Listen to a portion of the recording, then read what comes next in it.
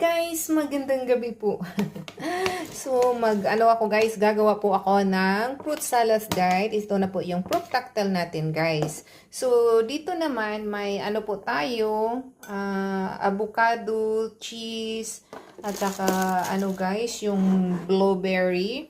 Ayan po siyang blueberry. Tapos hindi yung gatas ang ilalagay ko guys, kundi yogurt. Ayan. Di ba?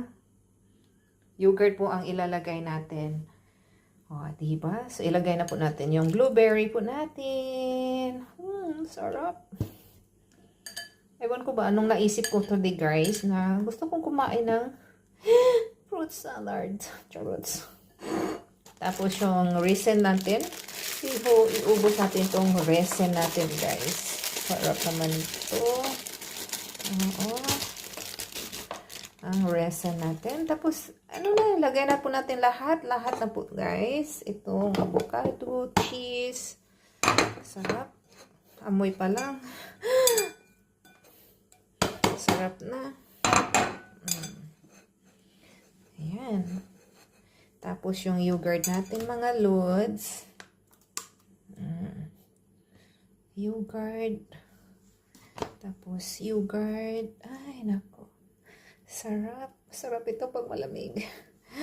Oo. Diba? So, kasi diet tayo, yun lang. Hindi tayo gagamit ng, tawag nito, yung mayonnaise. Ay, ganon.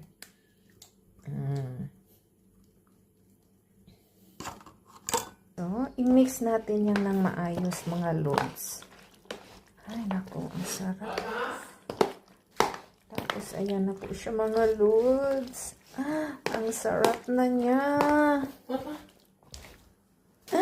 I love it na po siya, guys. Ganon na po siya. Ang natin. Ang sarap ito pag malamig. Ano ko po.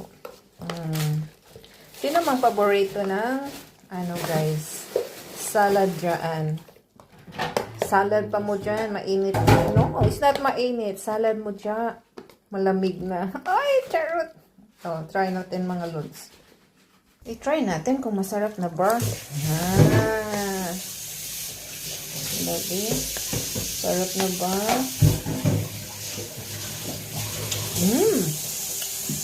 Super sarap. Maasid sa asin siya kasi yogurt ang gamit natin.